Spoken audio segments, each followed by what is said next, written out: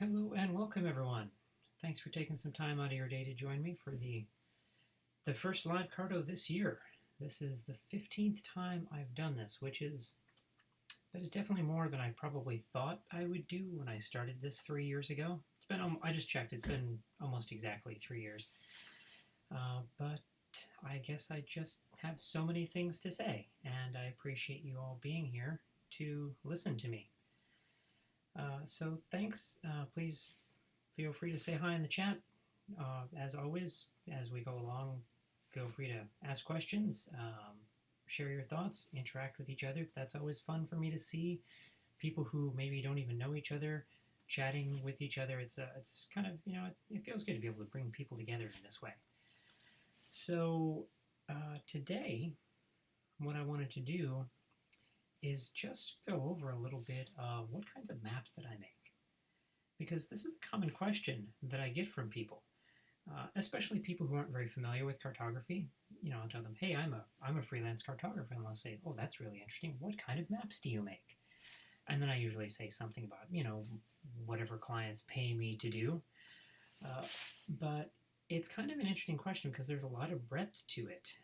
And I think that even people who are familiar with GIS and cartography, this is the kind of thing they might be curious about too.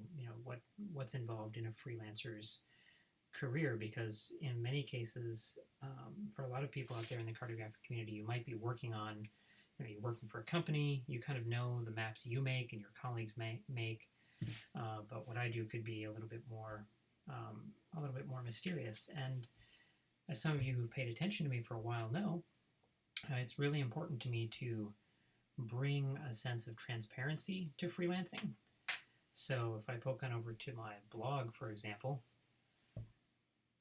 I like to try and do things that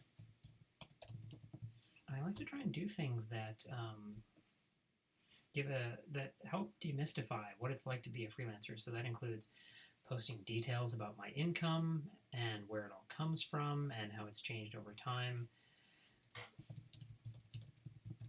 That also includes... Oh, audio is low. Thank you. I wasn't paying attention to the chat here. Is that any better?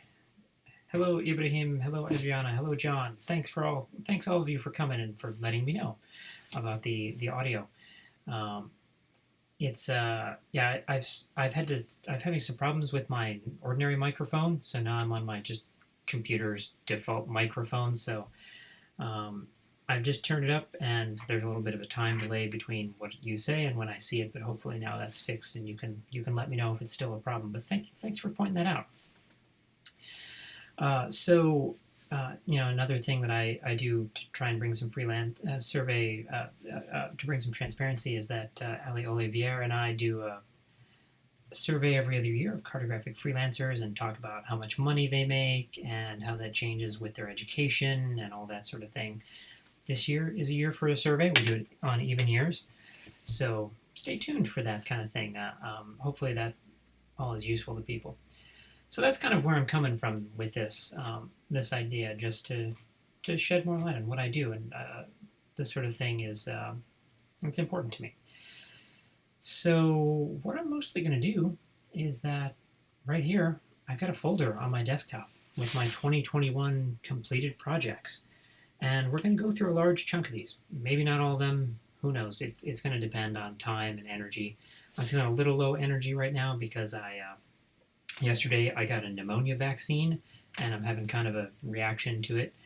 That's making me feeling a little bit ill today, but I guess that means it's working, so that's pretty good. I appreciate that acknowledgement of my immune system. Hello, Abdullah. Good of you to join us. Thanks for being here. And thanks to everyone who's letting me know the volume is good, too. So as far as the way that I keep my projects organized, I have a system that I inherited from the UW Cartography Lab at the University of Wisconsin, in which projects get a year and then a dash and then like a sequential number. So it's like project 2102, 2103, 2104. And some of them don't have numbers, and some of them, or 21X, or some of them don't have anything because I'm not good at following this system entirely. So it's kind of halfway there. But it's it's a good system if you use it correctly, and I have a small enough number of things going on. I usually don't need to, it doesn't hurt me too much to not be following this exactly. So I'm just going to pull this off to the side, and I'm just going to open it. And honestly, this is a process of discovery for me, because especially for these older things, I haven't looked at them since I made them, and it's gonna be a trip down memory lane for me to remember what did I do in 2021, and the variety of things. And that's another thing I wanted to mention too. I'm just poking through files here. Is that's one of the things I really appreciate about being a freelancer is the breadth of work. I get to work for different kinds of people and different kinds of things all the time. And there's some downsides to freelancing, but a major upside is that one for my money. It's being sort of varied in my work. So the first project here that I've got is for a friend and colleague of mine, Max Goldman. He's used to work for Audubon Alaska, and now he struck out on his own in a consultancy, and he hired me earlier in the year. Looks like these were all January 2021 to make a series of maps. Come on, there we go. To make a series of maps for a client of his for some PowerPoint presentations, dealing with that client's some of their both their scientific data and some of their analyses of these data about doing some conservation work in the Bering Sea area in Alaska. So this is a whole series of maps, and they're all kind of on the same base map. So the nice thing is I can, I just was able to prepare one base map and then pull in different data sets and reuse the same colors over and over here. You can see kind of just 2 or 3 separate color palettes for different data sets. And it's been long enough that I'm going to tell you, I can't remember all of the details about why, what does irreplaceability mean? I don't really remember. But I appreciated this one because it was also not only an opportunity to work with a friend and colleague, but who I'd worked with before, but also since it was for sort of a screen presentation rather than print, I got a chance to experiment, with like this sort of dark color scheme that had sort of all of the important information in light colors highlighted, especially with the ones, if I can find one of the ones that's kind of, green. Reminds me a little bit of like old 1980s computer displays or, radar or something like that. So it's kind of fun. And as I go through these and all of these, if you have questions at all about how any of these were made, happy to take little side detours and talk about any of the details about it. If you want to know why I did something, how I did something, I may or may not remember the answer, but usually.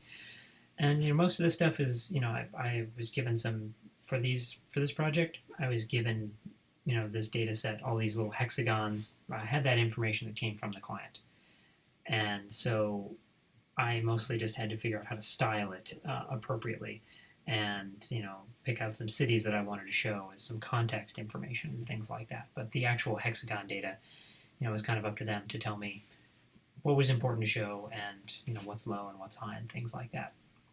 So that's something I worked on at the start of the year here. Let's see what is up next. I'm just going through the numerical order. Of course, I've got the ones that are not numbered. We'll come to those later. These are in no great order. So a real common kind of thing for me. Oh, this one, that's not the PDF doesn't scan right. There we go. A real common kind of project is this next one, where a lot of my clients are people who are in history departments, and they are looking for small, basic grayscale maps for their books. A lot of history manuscripts, a lot of books in general are still printed in black and white. And so I love working in monochrome. That's really fun for me, so I appreciate being able to take on that kind of work. So I did a couple of these for Danielle Williams, and I don't remember what institution she is with now. I could probably look that up, couldn't I? I'm going to check my email here, and and see. Again, this was at Oberlin. Okay. So yeah, she was writing a book about, I'm just synopsizing from this email here that she sent me that I'm skimming real quick. And I don't know like if it's been published yet or what the title is, but the book is about free black women who lived in central Veracruz in the territory that was then known as New Spain, which is now in Mexico. And she was looking for just a couple of reference maps so that when she's writing her text talking about these women, she mentions where some cities are and things like that, so that a reader has a reference map just to know where in Spain we're talking about, where these cities are, and where in this case they are along the Camino Real. So is my final design process done in Illustrator? Adriana is asking. Generally so. That's the two pieces of software that I use most often are Adobe Illustrator and Adobe Photoshop. So if I take a map like this one, and I just pull this open in Illustrator here for a minute, and you can see I've got this shaded relief that I generated in the bottom layer here. Where's my layers panel here? Bring that in. So this thing is made of, a few layers here, and I've got a bottom relief layer, and I generated that in Blender, and it looks like I probably messed around in Photoshop a little bit to tone it back because I didn't want the darkest shadows to be black. All right, I wanted instead of my relief going from white to black, I wanted it to go from sort of a light gray to a dark gray. So that leaves me space in the color space in the grayscale ramp. It leaves me room to put white things on top, like water, without it interfering with the relief, because the relief doesn't go all the way to white, and also some things in black, like text and dots, because the relief doesn't go all the way to black. So we've got some flexibility there. So yeah, that's kind of where I start with a lot of these things, and then here I've got looks like the relief is clipped to the coastline, and then I turned that on. Okay, the operation cannot complete because of an unknown error. All right, well, when I turned it off, it still turned off successfully. And I've got just a little bit of a glow on the coastline here, and then just got some of my data layers. I've got the Camino Real there, just a white line with a shadow. Got a couple of peaks here. There are a couple of mountains that she pointed out. And I haven't read the text, so I'm not sure where they come in, but they must have something to do with the story she's telling. Got some dots for cities, then I got a bunch of text. And then down in the corner, I've got a little locator map so you know where you're at. And a scale. I often don't add scales to maps by default. I usually won't add one unless a client asks me, or if it's really very germane to the map subject. But then usually people ask me to add them back, and so I end up doing it. But oftentimes I'll say, well, is anyone really going to measure things? And then I get lazy and I don't add one, but then they tell me to put it back. So yeah, that's a long-winded answer to your question. I do design things in Illustrator primarily. That's my workflow, and that's a pretty common cartographic one. It's certainly not the only one, but I think there's quite a number of other cartographers that are using that tool set. So yeah, so that was one of the two maps. And as a side note, I've got my folder here that I'm previewing with, and I've got this local draft number, date on it, and it's a JPEG. And then I also have the PDF version, and the PDF is what goes to the, I send her to go to the printer. But if you notice, the relief is missing. Something I've found over the years is that PDFs, despite their name being portable document format, and they're supposed to be, they're supposed to kind of go everywhere and work in a lot of systems, they don't. Just in the preview here, parts are missing, and that's weird. And but on the other hand, if I open it in Acrobat, it looks fine. Hold on, stop. There we go. If I open an Acrobat, it looks fine. PDFs really only read correctly, at least with the kinds of things I do in Illustrator, they only read correctly in Acrobat. Even though your browser probably has a PDF viewer, your phone probably has one, preview here on the Mac does, and on Windows too, they have ability to do that. They've got their own PDF viewers built in. But I find that pieces go missing or colors change, so usually I keep JPEG versions around, something that I can share with the client that I know is going to look correct for them to assess things, and then I save a PDF for the actual final process that goes off to whoever's writing the book or whatever, laying out the book. I also just noticed there was more change. Like, it looks like I've got a couple of versions because I'm disorganized here. Yeah, I got a couple of versions of this one. Looks like I toned down that coastal glow. And then I made a second map of an overview of sort of New Spain and the Caribbean area for her as well. So just 2 reference maps. Again, very typical kind of client. The only unusual thing was that she was not retired. It seems like a lot of my clients for these history projects are often retired history professors who are sort of, now that they are retired, they're just getting around to writing that book about the subject they've always been fascinated by. And it's really fun to work with those people who are passionate about that kind of thing. So you learn a lot of things. I have a degree in history, actually, an undergraduate degree, so I know a little bit about these things. I know a little bit about the history of New Spain, not enough to really say much more, but enough that when I'm putting these things on a map, I've heard of them before, and I might be able to identify, stop myself from making some sort of obvious error. Stig Awesome is asking, do I use GeoPDF? I don't. I'm familiar in general with the concept that there are these geo-referenced PDFs. But in general, when I'm making PDFs, it's largely just to produce an output that's going to go into a layout program like InDesign or somebody else who's assembling a book or a paper. So there's no real need to keep geographic information in that. It might still potentially, be helpful in case somebody ever needed to pick that document up later on. That would be a good thought, but I'm not sure. I guess to get them actually geo-referenced, I'd probably need to make sure that I'd probably need to use something like Map Publisher, which I don't have.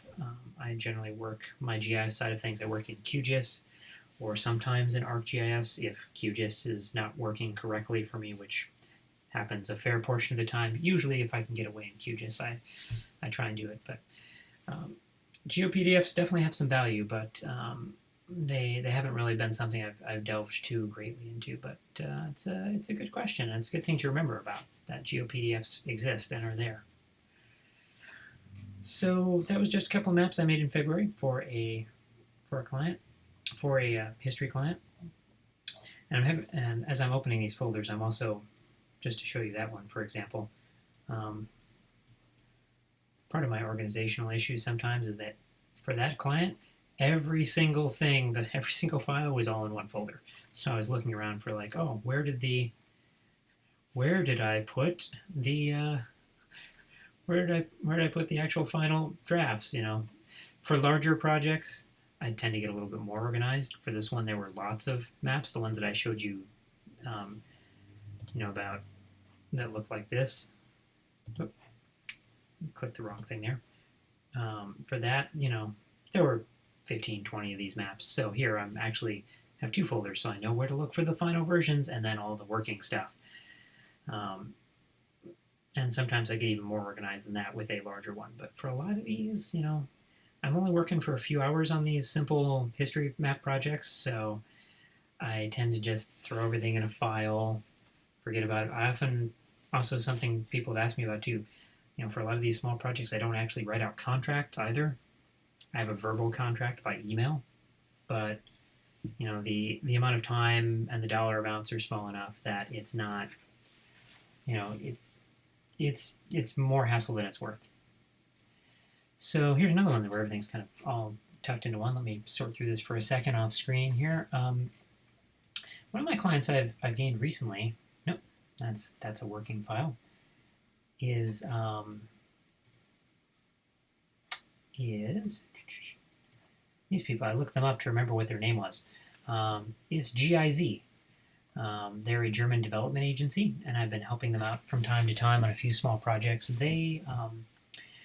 They work with various groups like the African Union Borders Project and like the East African Community, They spent, well, at least with the people I've been working with through them, they are doing a lot of reports on border issues and unclear borders or border conflicts, primarily in East Africa.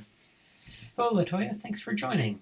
Looks like we got 16 people here, which is really good for one of these streams. Usually I get 5 or 6, but I noticed a little bit more excitement about this one. So maybe in the future I'll do more of these. Some of my future streams will maybe be a little bit more project focused like this, because I don't know if anyone has gone back through my archives or been here in other ones, probably noticed I do a pretty wide variety of things. Sometimes I have basically like little mini lessons or tutorials. Sometimes I'm breaking down projects that I've already done, and sometimes last time was me just sitting in front of my computer labeling the Caribbean and parts of South America for 3 hours for a project, and we'll come to that probably later on in this discussion, but a little bit of everything. But I think some of these, like going over old projects, might be the most popular. Famous now, yeah. I'm not. I don't know about famous, but I appreciate it, and I appreciate being able to have people here, because it's better than talking to an empty room. Definitely. That's great to see. So I've done a few projects. So these people, GIZ, will come up in a few of these projects. But in one case, for just a report, they wanted just a simple map to go in a report that just showed where there are borders that are defined by rivers primarily.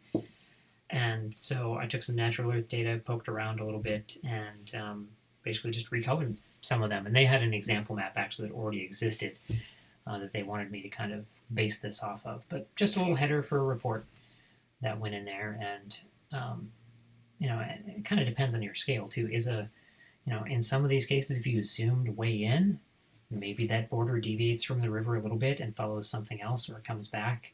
Or sometimes these borders follow rivers for such a tiny stretch. I didn't show it. This is one of those projects that would be very, very scale dependent, whether you show something or not, and how much you kind of generalize it. But I'm not sure. I think I might have just gone into GIS and pulled in the natural earth rivers data, pulled in the borders data, and looked for wherever they intersected as a starting point, and then looked at their existing map to make sure I didn't miss any sizable ones. Because it's possible there are borders that are rivers, but the rivers weren't in natural earth at this scale. So that was a quick one from, looks like January as well. Let's see here. What was I doing for this person? Let's find out. I'm going to find the latest one of these. Yes, this is for Craig Kozlowski at the University of Illinois. Another one of those grayscale history maps. In this case, see if I could have prepared all this. I could have said like, hey, why don't I look up all these projects in advance? But I thought it'd be kind of fun and also easier for me to discover it all alongside you, right? So let's see.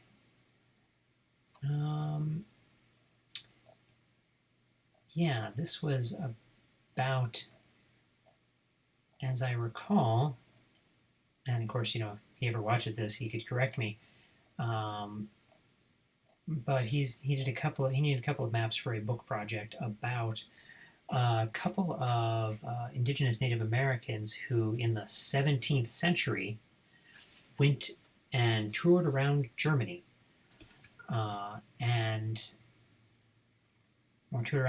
were brought around. I don't remember if they were enslaved or not. Again, like this was like a year ago, but he basically, just again, sort of illustrating some basic facts for the book.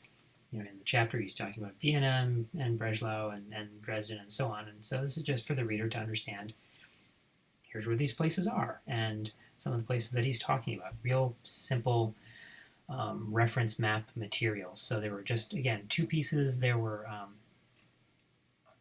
that one, and there was a second one of the United States showing the location of some native tribes that were relevant to the discussion of sort of where these people came from, and to to go to Adriana's question about getting the data myself. So in a case like this, for example, for a lot of these history-based maps, there's a lot of tracing.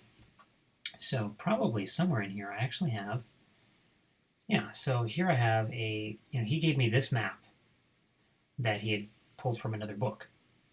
And I georeferenced it so I could pull it in GIS and make sure things generally lined up.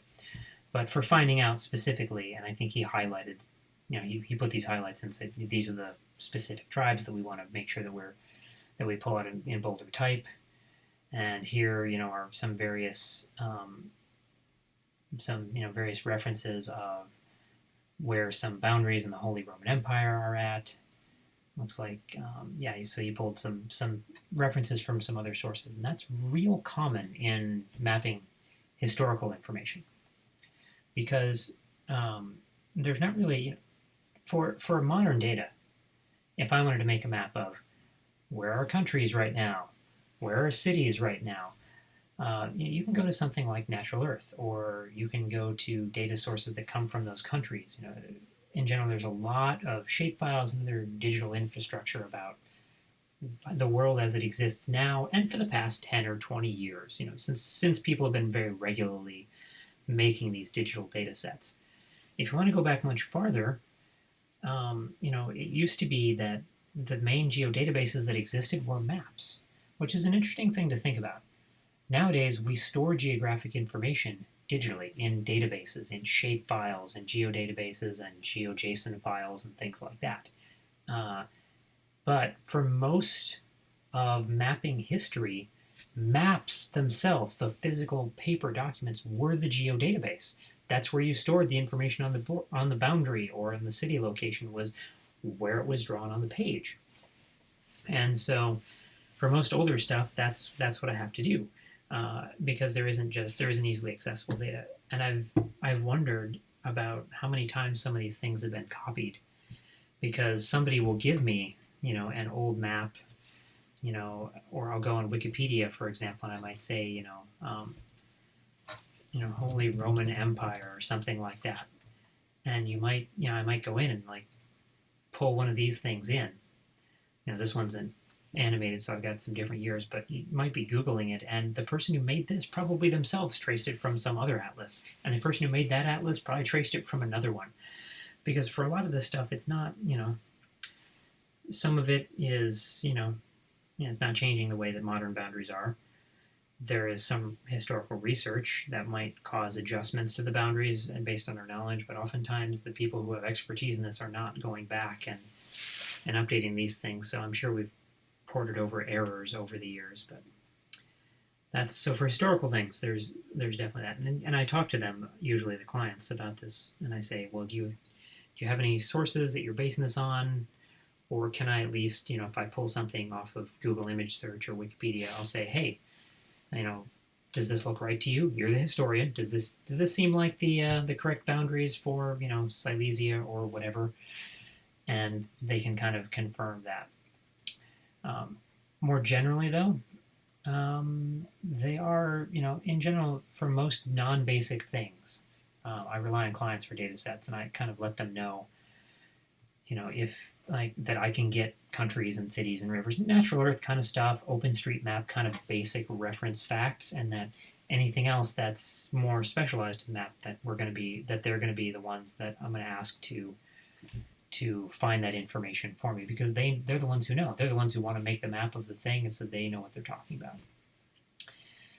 about. So for Ibrahim is saying, for some political events or war maps, used to trace boundaries from general information about the state on the ground. Yeah, so you're talking about tracing from satellite imagery? Because I've definitely done that too. I've, especially for some harder to find things, I might be in there and saying well, this looks like a river on the satellite. I guess I'm going to trace it, kind of thing. Or I have a project right now. It's more of a GIS project that I'm working on for somebody rather than a cartography project, but there's a lot of tracing of coastlines and rivers and lakes and things like that, and sort of generating those data sets. And that's where things like Natural Earth and OpenStreetMap have come from too. It's a lot of tracing of satellite imagery. So I appreciate the massive amount of labor that people have done to make that happen. It's definitely pretty useful. So again, just a couple of history maps for a client, very typical stuff. And then the next month, that person I made those maps of the Bering Sea for came back and asked for another couple of things for another client of his. That's the legend for the map. Where's the actual map? Is that? Yeah, there we go. Oop. No, I want to make it bigger. Why are you not letting me make it bigger? It's not that then. Okay, well, open the PDF then. Let me resize it how I want to. There we go. This one is just collecting a few basic facts about where a particular species of bird is molting and wintering and breeding and such. I've made a lot of these life cycle maps for this area before. EMGO is actually the bird code for that. Birds have 4-letter codes. There's also a 6-letter code system. And I want to find out what bird that is. EMGO. Emperor goose. So the emperor goose, this just shows sort of where it's migrating and moving around Alaska. And these are kind of similar to some maps in a simplified fashion that I've been making for years for people like Max Goldman and for folks at Audubon Alaska. I did a few years ago a whole atlas that contained a lot of this kind of data for the Ecological Atlas of the Bering, Chukchi, and Beaufort Seas, which you can find on my portfolio if you want a link, but it contains all kinds of maps like this one here, where it's just sort of a more detailed version of the same thing. Where does this bird breed? Where does it stage? Where does it molt? Where does it spend the winter? And where is it migrating in the fall and winter? Kind of collecting just everything we know for it. And people in conservation find this stuff useful, especially because a lot of times these data sets are scattered. One scientist will study where this bird winters over here, and another scientist will study where they winter over here. And so it's nice to put all of those different scientists' efforts on one map for a holistic picture. So that was a more complicated version of it, but I just made a quick, simple one for Max of this species. And I don't remember why I made a very simple white background with the white land, but it probably made sense in the context of his layout. You'll notice I kind of work in a wide variety of styles, and that's partly what clients want. Maybe they have a specific way they want it to look, and it's partly to keep me interested. I like to move around and change colors and things, and when clients don't have a real strong opinion about what it should look like, then that's good for me. All right, so moving on to March, I had an opportunity to make a couple of maps. Oh, this is opening real slow. It's resizing real slowly. I had an opportunity to make a couple of maps for Scientific American, which is a magazine here in the United States that publishes sort of general popular science kind of articles. And in this case, they were writing an article on some of the latest researches and understandings based on how humans migrated into the Americas. And so they needed a few maps to go along with that. And so this is the first piece that I designed for them. I didn't do these text bubbles. They added that later, and that's not uncommon, for magazine work or for some of my other work. You might hand a file over to somebody and they'll change it a little bit. So I'm pretty used to that. But the base map here, with all these labels here, that's the part that I made.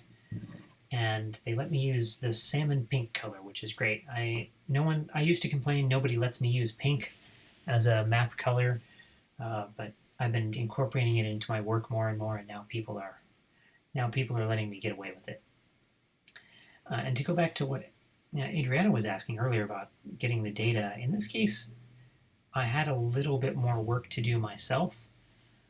They gave me the article that had been written. It was still in editing, but the basic article was there. And I kind of I poked through the article and read it for a while and figured out what are the places that we need to show. And I would look at, well, the author of the article mentions the, Trail Creek Caves, so I should probably make sure that we label that. Or, the Yana Rhinoceros Horn site. And they had some scientific articles that they linked me to that had some interesting, that had some of the data sets there. Some other ones I looked up online. I found some scientific pieces that had some maps of where these archaeological digs were at. So it was some things that they offered me, and I'm trying to see if I can find where some of the stuff that they gave me actually. Yeah, so they gave me things like, well, here's where ice cover was 130,000 years ago. Here's I georeferenced this. Looking at, there's a georeference map. Where's the original actually? Some things about where some of these sites were from another magazine article. And the thing to point out, I mentioned before that I copy things a lot. That's totally legal.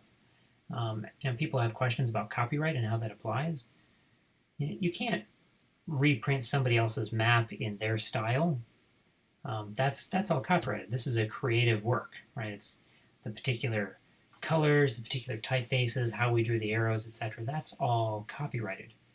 But the facts, the reality of this is where the Lena Basin is. This is where, the glaciers were 13,000 years ago. Those are facts about reality, and that can't be copyrighted. So, you're always able to extract data from other people's maps and repurpose it into your own, as long as you're styling it and using it in a way that's unique to you and creative, and that's not copying their expression of that work. So that's that's the thing that I do a lot. And so we sometimes, the tracing is not only for historical data, sometimes it's just tracing out of even modern documents, just because it's, could I have, could we have tracked down this is from a scientific report, from a peer-reviewed journal article. Could we have tracked down the person who wrote the paper and asked them for their GIS files? Probably, but there's just a few points I needed to copy, so it was just faster to georeference it and just copy all the points off of it and grab them that way. So that's a pretty common thing. So I made this one, and I figured out a little. I was worried a little bit. I remember about this one for the figuring out. I mentioned like where the coastline was, so you can see the old coastline from when the sea levels were lower, in gray here along the edge. I think I have a different one, or where the ice cover is and things like that. And you can see very faintly, perhaps in yellow there, yellow against white, where the land bridge was between modern-day Alaska and Russia. And figuring out how to get that, that would have been a lot of painstaking tracing. But instead, I realized that what I could do is I went and found a global data set that had bathymetry, right? That had both elevation and bathymetry. Basically, what is the depths of the sea? And that was, let's see what I can find here. Blue Earth bathymetry. Yeah, so if you look for Blue Earth bathymetry, this is a great resource by Tom Patterson, retired from the Park Service. He makes all kinds of wonderful mapping resources and free maps, and perhaps you've seen some of his projections and free wall maps that he gives away. But one of the things that he put together was a global map of the seafloor. And it's just a big raster data set. And he even did a whole bunch of manual work to clean it up, because there's a lot of artifacts from the way that the data are created. And so he's done a lot of work toward that. So he's got this big data set that I pulled in, and I looked around and I found out specifically that, in the time period we were talking about for this map, the seafloor, or the sea level globally was, I don't remember the number exactly, but it was something like, 30,000 years ago, it was something like 15 or 20 meters lower than it is now. So I simply looked at this data set and found every place that was -20 or above and made that land. And so that was an easy way to get a pretty reasonable coastline. And maybe it's not perfect, but it's pretty close, and it's definitely good enough for a popular science article. And honestly, a lot of this stuff is estimation anyway of how high the sea level might have been exactly, and I saw some different estimates out there, so it's not settled scientifically, probably. And this map also covers a span of several thousand years. So it was kind of a fun trick to get that data set out there without having to trace it from something else that I was pleased with. So I made this nice orthographic map, just a very dramatic like globe view. I really like doing these aerial perspective kind of views where it's like you're hovering in your spaceship looking down at the Bering land bridge in this case spread out before you. And then for a couple of other parts in the article, I just made a couple of other maps of a few specific sites in North and South America that they wanted to refer to in the article that I handed over to them. And those were nice because they used the same base map. I could just turn some dots on and off and add a few arrows and throw in some glaciers where fortunately they pointed me toward a shapefile that I could download that had some information on old glacier locations. And then I just actually got this file recently because a lot of the times I will make things for print and then I don't ever see what happens to them. And they sent me, I asked them for the files of what it actually looked like in the magazine, and they were kind enough to send me the 2 pages on which the maps occurred. Before they had sent that to me, I actually had a friend in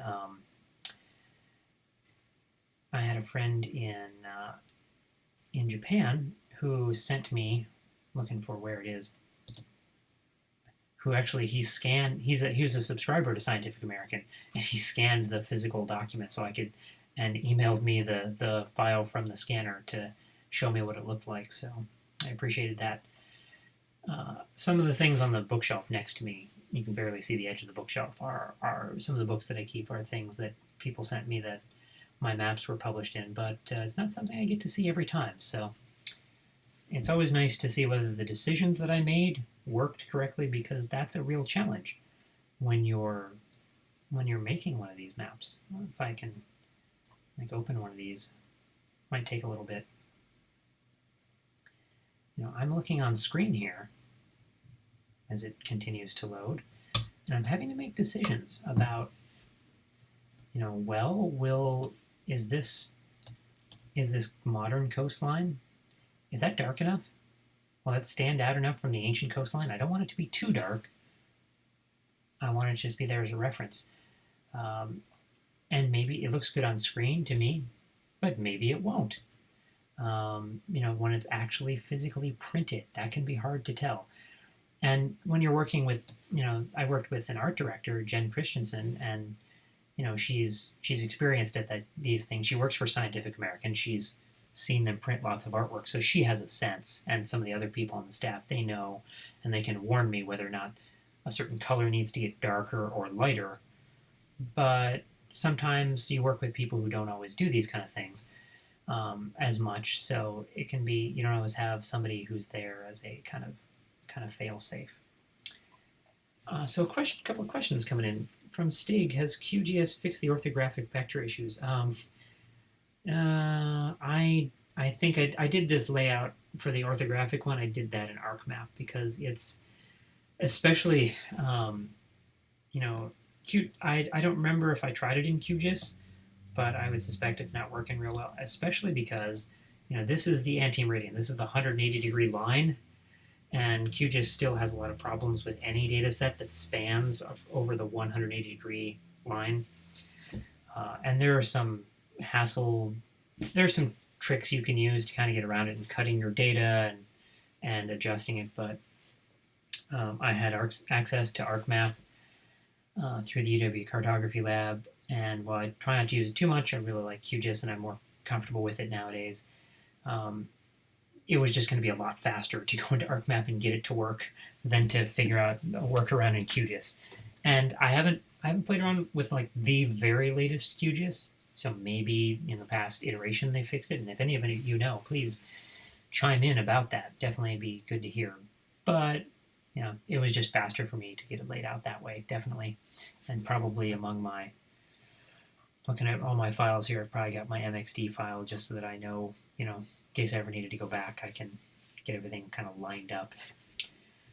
Am I allowed to publish the work that I make? Adriana is asking, are you allowed to publish the work that I make on things like my personal portfolio? So that really depends, but for the most part, yes. And this is something I'm very proud of, and I would put in my portfolio potentially. I don't think I have. My portfolio's got a lot of stuff in it, and I worry about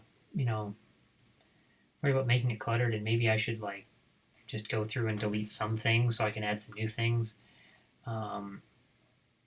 So at some point, maybe I should think about curating my portfolio a little bit more, putting it in categories. Different people, though, have different restrictions. So Scientific American came to me with an existing contract that they always use for people. And that's something that's really usual for magazines, and I really like working with magazines, partly because they usually have experienced art directors who can check things like I just mentioned about making sure that all my designs are going to print really well, because I'm not going to be there to see, I'm not going to be there when they're actually printing it to make changes at the last minute, so it's helpful input. But also they tend to, the other nice thing is that they usually tend to tell me the price rather than me having to bid, because for a lot of clients that I have, they'll ask me, well, how much will you charge me to do this work? A history professor will come to me and say, how much should this work cost? And I have to guess, because the cost is going to be usually dependent on the time, and I have to kind of guess, will this take me a long time? Will this not take me very much time? And sometimes you never know. You can really get into you think it was going to be simple, and then it turns out that some weird complication came up in finding historical data, or you have to really manually go and clean up a bunch of stuff, these rivers aren't aligning with this border, I have to redraw them. So sometimes things end up being a lot more work than you think, but you have to kind of guess at it. And for magazines, you don't usually have to. They just say, hey, we'll pay you a certain amount of money to do these things. Do you want to do it for that price? And I can say yes or no. And that's really great. I should actually figure out how much did those Scientific American things cost? Because they didn't tell me, I couldn't tell you. Let me find out. Let me look over my email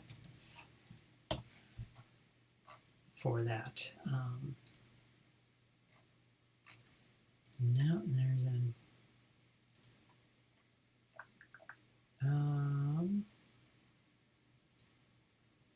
So for the Scientific American maps, so this isn't a question that you asked, but for this block of maps, so this orthographic, and then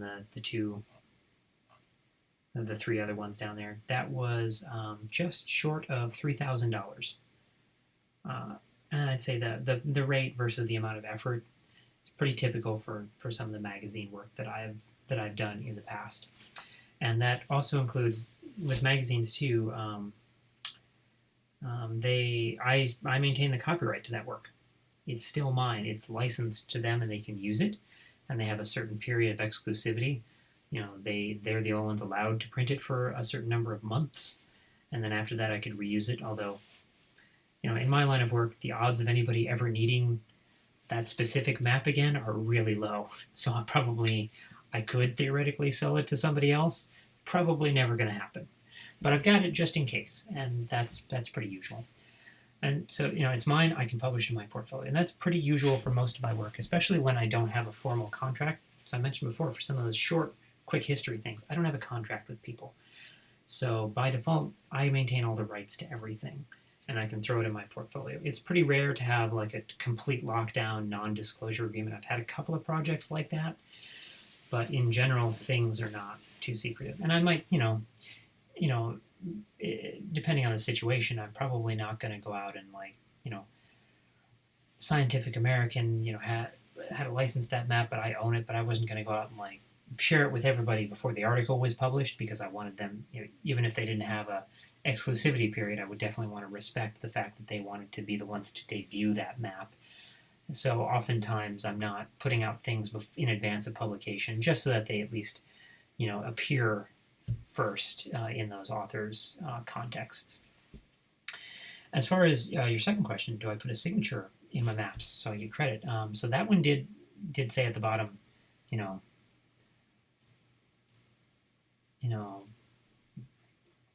maps by Daniel Huffman.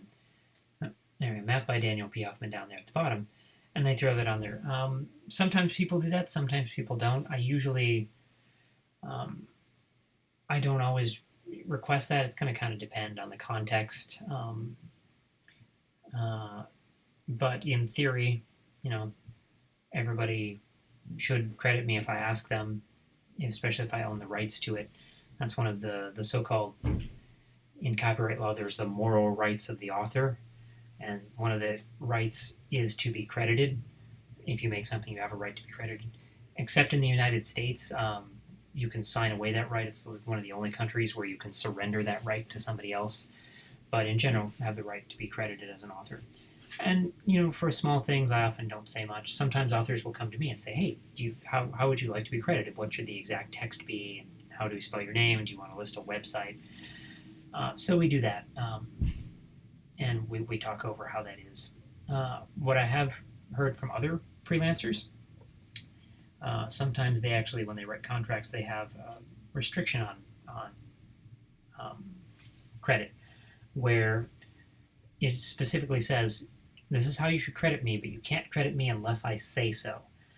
Because sometimes, I've definitely been in these situations myself, sometimes you make something for a client and you're not particularly proud of it, and that's because the client asked you to do it in a certain way, and I as the designer, I didn't really think it was a good decision, but we had a discussion with the client as what they want to do, but I don't necessarily want it out there as having my name on it and saying this is what Daniel Huffman makes, because it's not the kind of thing I want to make. So I know there are freelancers have had those kind of situations where they put restrictions on that, but I don't think there's anything that's gone out there thus far without my name on it. And I've generally been, anytime somebody's asked me about credit, it's been something I've been pretty pleased with, so I haven't had to deal with that.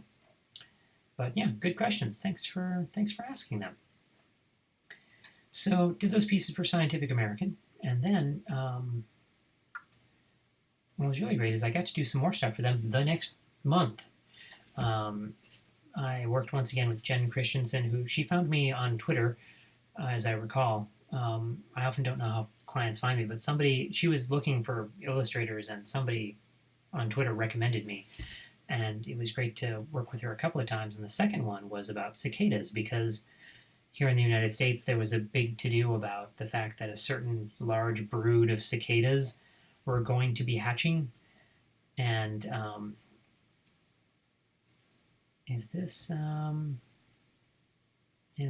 just looking for the file here. Looking for where okay, so it looks like, I'm going to just find their website, because I don't think I have the final layout of what it looked like, and so their website would have that. Yeah, okay. So they had a public story about the brood X cicadas are last emerging, and they gave me some data and connected with the scientist who studies cicadas, and he had compiled data of where we had verified sightings of different cicadas of different broods, because cicadas come out, most of them come out every 17 years. So here's a bunch of areas where cicadas live, and these ones only come out every 17 years. And then in this other area, there's another group of them that come out every 17 years, and so on. There's a bunch of them. There's also a few 13-year broods that come out. And so I ended up just making a bunch of small maps over and over. And this was not my first choice of how to visualize it, but it was a real struggle to figure out how to show all of these data sets. Let's see if I can find one of the earlier things. I put together a mock-up of how I was thinking about taking all these point data sets and maybe collecting them into groups. I thought maybe we can style them, and this is just a mock-up. I just threw some text on there and some colors on the side of things I was thinking about. But going back and forth with the scientist, we learned that the boundaries of the groups are kind of fuzzy. It's very much about where did we happen to cite and document a certain cicada, not necessarily where they are or aren't all the time. So this could be a little misleading, and also really nightmarishly complex to have 15 or 20 different shades of blue and green and have a reader figure them out and figure out this little tiny pocket is part of this one and this tiny pocket is part of this. It was going to be, I tried it a lot. I tried many variations on this. Let's see here. I tried doing some hexagonal binning of all the point data sets, because again, these are just points that I had of cicada was sighted here in 1985, cicada was sighted here in 1997. So I tried looking there and tried some different color schemes.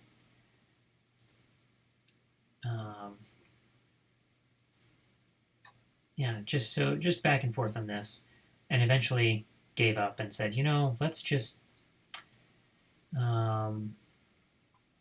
here's some of the raw data just to give you a sense too of where the actual points, what they were.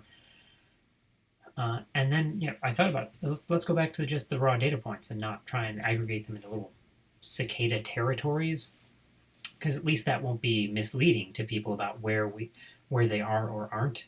This is again just sightings of cicadas. But that was going to be 2 dozen colors, and again, could you reliably put a legend down and ask somebody to distinguish between this kind of green and that kind of green? And again, these are very temporary colors, just these were mock-ups, but just giving you a sense of where the data went. So that's why I ended up on these small multiples and just saying, let's put each brood on its own map, highlight the dots just for that one. Let's zoom in a little bit here. Highlight the dots just for that one and show all the other dots in gray. And that's sometimes multiple maps. That's the best solution. It's not always ideal. It's nice to be able to show everything on one map so people can compare, but sometimes it's the clearest to just say a few simple things per map than try and having one map say so many things to you that you can't understand all of them. It's a real tough balance and challenge. So yeah. So Stig is asking, how do I decide how conservative and bold to be with styling when clients don't specify a look? And clients do not specify the look most of the time. It's usually pretty much up to me. It's really not very systematic. I'm sure that if the same client came to me on a different month, I would have given them a different color. It's sometimes based on, what colors have I played with lately, or what styles do I already have in my back pocket, and how much time do I have? Sometimes I'll say, this map, I need to turn it out more quickly because I'm busy with some other things, or the client needs it really fast. So I might look back at an old map and say, I've already got some colors and styles in this old map that I did. Let's just port them over as a starting point. And then, the client might want some adjustments, but at least I can do that. With Scientific American, with the human migration stuff, that sort of bold color palette that I did, that was really about, they encouraged me Jen Christensen encouraged me to be bold and to try some new things. So I thought about what's a way of seeing land and water that's unusual. We often see blue water and yellow or maybe green land, and I thought, well, let's make the land pink. Can we do that? And can we find another color set that would work with all of that? And so I just went from there, and she was happy with it, and that was great. And if she hadn't been, I could kind of play around with that. But I had some encouragement to be bold, and especially because it's going to be in a magazine, it'll be seen by thousands of people, so I really wanted to try something new and interesting. And sometimes it's a sense I get from the client. Do they seem like they might be interested in things being kind of traditional, kind of classic? They're perhaps the impression I get in a phone conversation from them about their needs are, they don't want to ruffle any feathers. So we might come to later. I did some maps for a presentation for an energy company, and they're presenting that to investors in boardrooms. So they're going to want something that looks pretty quote unquote normal, right? Something very traditional that isn't going to be super bold. And so, I mean, maybe they would have impressed investors or something like that if I'd given them a really weird, bold color scheme, but I figured that was not the best place to start with them. So I don't have a real strong answer. It's really kind of a mood and thing, and depending on talking with the clients. But that's just kind of play it by ear and play it by how I feel. What's my favorite map I did in 2021? I don't know. But as we go through these, I'll let you know if one stands out. I really liked that orthographic globe thing for Scientific American. That was definitely one of my favorites, though. So moving on to other client projects, we've only first hour we've covered like 5. So I appreciate those of you who stuck with me, or those of you who are tuning in and out. Can I zoom in and out of this? Why are you not? No, fine. Just do it this way. So this is for an ongoing client. I made a series of 50 maps, one for each state in the United States, for the National Association of Music Merchants. I've been working with them for several years. They put together maps to go to as part of a package for going to speak to members of the United States Congress. So in pre-pandemic times, they would every year fly into Washington, D.C., and they would meet, various of their advocates would meet with members of Congress and say, well, in your state of Alabama, or in your district around, Montgomery or whatever, here are where people are members of our organization. Here are where they are, members of, where they are manufacturing musical instruments, or where they are selling them, or some of these other outlines or things are schools that are known for their quality of music education. So it's just sort of advocating and lobbying Congress for support for music arts and music education, and connecting it back to each of these representatives, each of these legislators, seeing in their state and their district the impact that this organization and its members are having. So, series of 50 maps, and they again have point data sets. They actually have the addresses of where every school is, or where every merchant, every member is. And I aggregated those into hex bins because that's a real common technique for point data. Just like with the cicadas, I was trying to aggregate that into hex bins. It's a good solution. I've developed some scripts to help speed this up a little bit.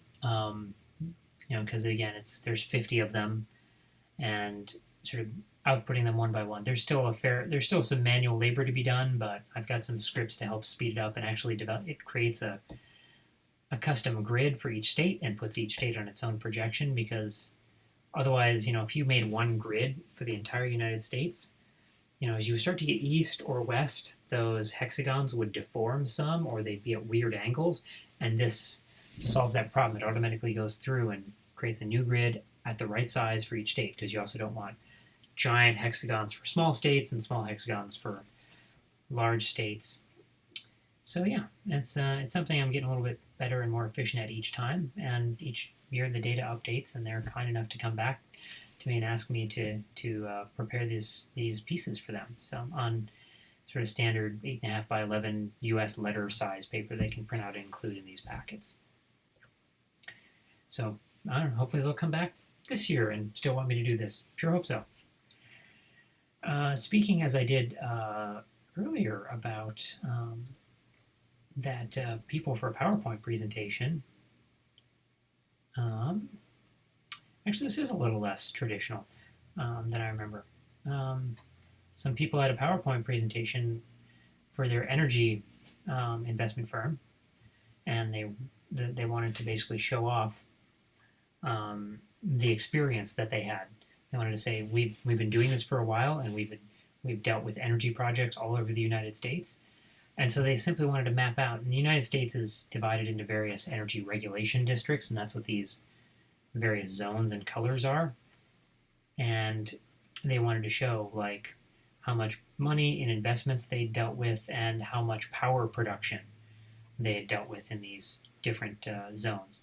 So we made some little battery symbols and some stacks of money symbols for them to kind of show that off, and a little bit of a It's very much an isotype style, if you're familiar with this mid-20th century visual movement toward drawing little icons and pictures to convey data. I really like doing that aesthetically. Because you could do this without the batteries, right? You could do this without the without the batteries and the stacks of money. You could just have a number, 1.8 gigawatts, $2.4 billion, and that would work. And that would convey the exact same information, but these icons help make it a little bit more visually intuitive. And the numbers are there to get you precision, but the icons are there to get you a broader sense of where there's more or less than something. Maybe a choropleth could have worked too, but this was a little bit more fun of a way to do it here. Looks like I did a couple of maps for them. So that was the map one. This was also just a little bit, I think it was a lay of the land kind of thing. Oh, that's right, office locations and active development markets. Here's the legend. So yeah, here's places where they were actively developing properties and energy investments, and here's where they've had offices going on. So again, just a couple of things for a PowerPoint deck, just a few zones. They're really complex zones. You can see they even overlap each other, which is kind of annoying. The colors were all drawn from looking at things on their elsewhere in their slide deck, and some of the colors that were already thematic to some of the images they were going to be showing these people. All right, so next up, something for a history site. So let me make sure I get the right name for it.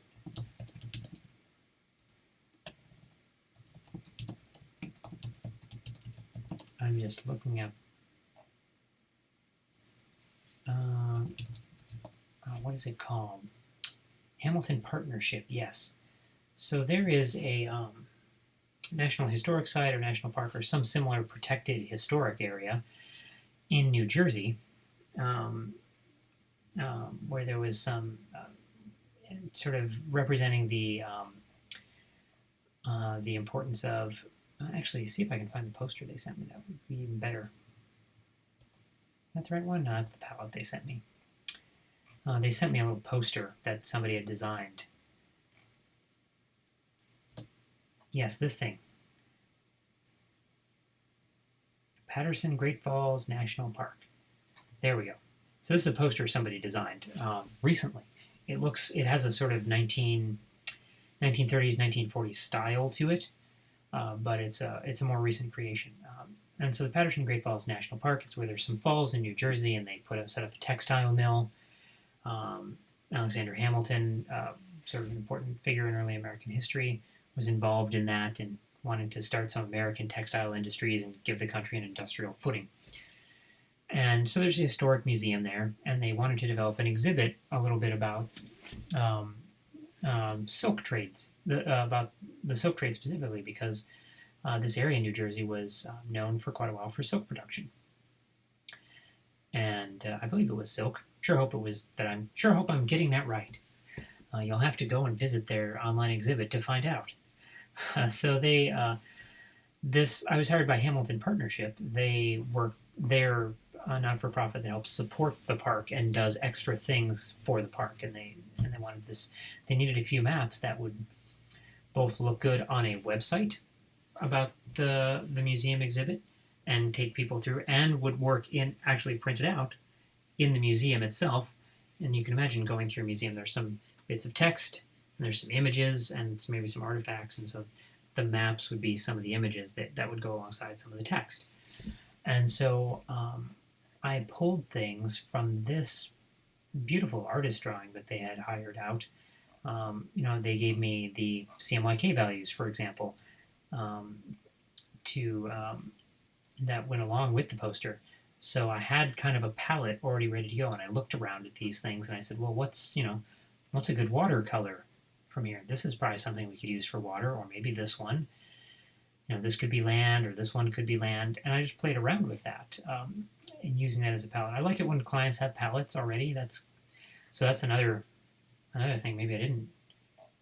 That's another sort of answer to Stig's question about deciding how conservative bold to be. And sometimes clients usually don't but occasionally they do have ideas about what colors to use. Or I can ask them, hey, what else is going in your book or your museum? So this is, I have the finals right here. Okay, so this is kind of what I came up with them. Came up to give to them. Using that sort of grayish blue color, plus some, plus this sort of yellowish tan color, and the specific things that I highlighted were specific to the exhibit. They wanted to show the Silk Road, and they wanted to highlight Constantinople and Xi'an and sort of ancient China and the Roman Empire. And based on their exhibit, they wanted to pick two colors for one for showing the movement of goods and one for showing the movement of people / ideas.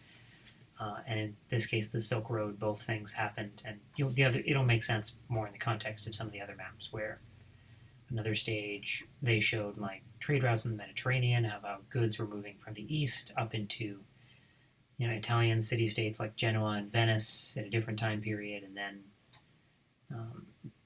in another later on, people were moving goods and trade up into various areas of France, and then the Huguenots left France and migrated both to London and North America, and various silk industries sprung up and textile industries in England because of those migrations, and in North America. And then people migrated from England to North America and to Paterson, New Jersey. And I didn't actually, I think I did actually read through the online exhibit, so at one point I knew more about this story, but unfortunately I don't now because it's been several months.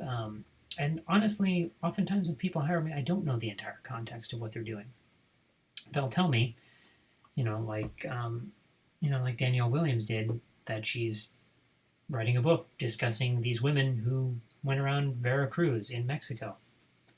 And I might get a few sentences outline of that, but that's kind of all I need to know usually to make the map. That plus her specialized knowledge of what areas need to show. The client knows the details, and some context is useful, definitely, but it's not always strictly necessary, and oftentimes there's not a lot of time for that. I mean, she could have, Danielle Williams, for example, or any of the other historical people or the people at the museum here, they could have sent me huge amounts of text. Here's everything we've written. Here's a book we've written. And I could have read through that whole thing for hours, but, that's going to cost them a lot more money because that's going to take a lot more of my time. And the amount of benefit we get out of that is usually not a lot. I might learn a couple of things that might be useful for the map, but odds are the client already knows what the map needs anyway, so they can just correct me if I, need to add it, and they say, well, actually, I talked about this city. You should throw that city on there and make sure it's shown, or remove this or that. So it's just often easier and faster, and therefore cheaper for the client to go in that direction. Which means, though, that I don't always have all the details. But again, this is just all pulling things from that kind of palette of the poster. This was the only one that had terrain on it. They wanted to show terrain, and I really like how the terrain came out because since they wanted to show this on a website, they wanted everything for sort of easy resizing purposes and speed and file size. They want everything to be vector. They wanted to be able to have SVGs, and that's fine for all these. These are all vector work. That's great, and I didn't do any complex raster effects or anything that I might otherwise do. For this one, I actually made a raster shaded relief using Blender, and then I vectorized it. And it's got this kind of really interesting, I should make this a little bit larger for all of you. It's got this really interesting kind of little bit of a blocky appearance that I really like, versus some of the other ones that we saw, for example. Let me pull up one with terrain.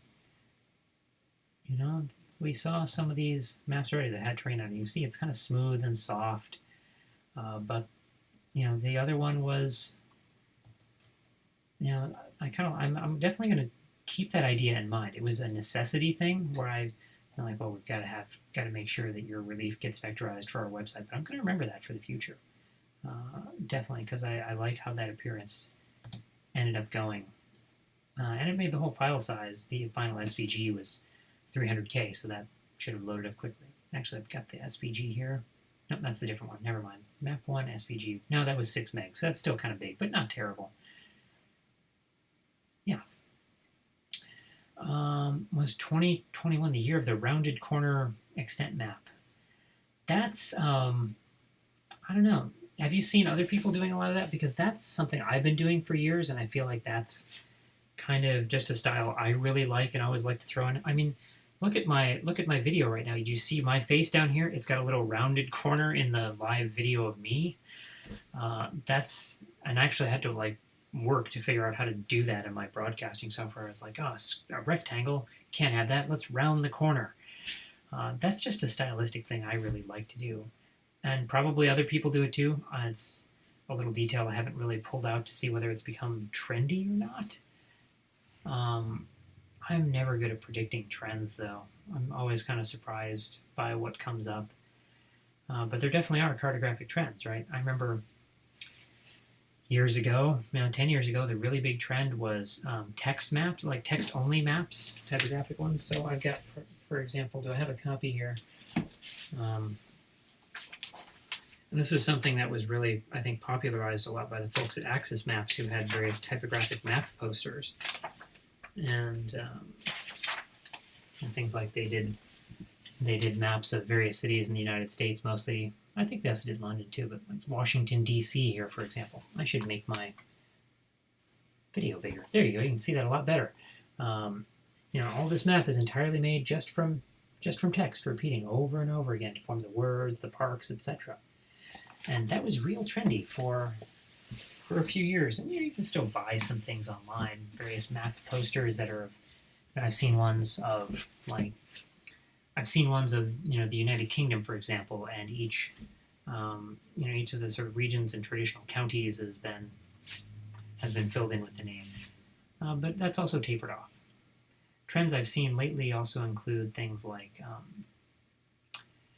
there's a lot of old maps out there from the 40s and 30s, early 20th century in general, things that are out of copyright that people have added shaded relief to. That's been a real trend. Let's see if I can find one. Old map with shaded relief. Let's just Google for that. And yeah, so here's a website that sells some. Not an endorsement. They didn't pay me. I'm not saying they're better or worse than anybody else who does this, but I know this company, this particular one I've seen for Mirror Way. They're taking an old map that's out of copyright and they're throwing some shaded relief on it. And there are probably by now hundreds of sites doing this thing. A lot of them are using my Blender tutorial, actually. This is an unforeseen consequence of me writing a tutorial on how to make shaded relief in Blender. And I know Scott Reinhardt did a lot of cool work like this that I think also really popularized it too. So there's a lot of people on Etsy and on various websites that you can, buy these out of copyright maps that they've thrown that onto. It's not my favorite trend myself. And this is not a critique of Mirrorway. I'm not defaming them by any means. This is just in general for the concept. I think it's pretty overdone nowadays, and it predates them. People used to do this. There have been a few people who've been doing this for a long time, but it's been really trendy lately since Blender has made it easy to do, and since my tutorial is out there for free, a lot of people can get started on this. The map is free. The tutorial about how to use Blender is free, so it's pretty easy to make one of these things and try and sell it. And so, I don't know. I'm really curious about how many people are selling these versus like how many people have stores versus how many they're actually selling, or whether the trend is kind of burned out. I actually made my own kind of as a joke, because for all of these things, all these different companies, and again, this is just a convenient one that came up when I Googled, but for all these different companies, you need vintage relief maps. Okay, yeah, so they've got these vintage maps, but the map that you take that's out of copyright or otherwise available to you to use for free or inexpensively to add your relief to, it's got to be fairly accurate so that modern relief data will fit on it, right? It's got to be something with a pretty modern coastline and rivers and such on it.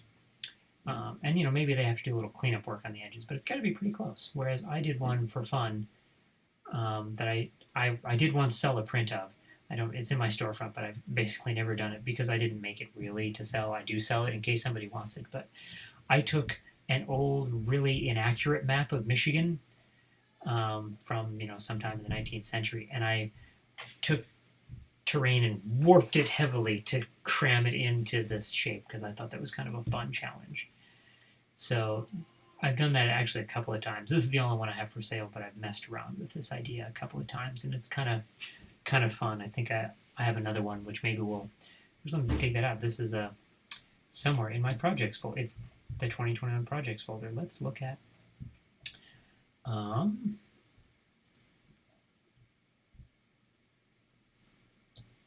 is this the one? I took this map, this really old map that I got a scan from at the David Rumsey map collection, right? Just some old, actually, what's the year on it? It should have details.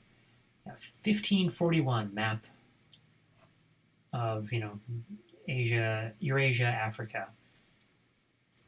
And I ended up doing only part of it because I was just doing this for fun and I got tired and didn't want to continue anymore, but I managed to, let me pull this up a little bit larger, open a new preview here so I can zoom in and out a little bit.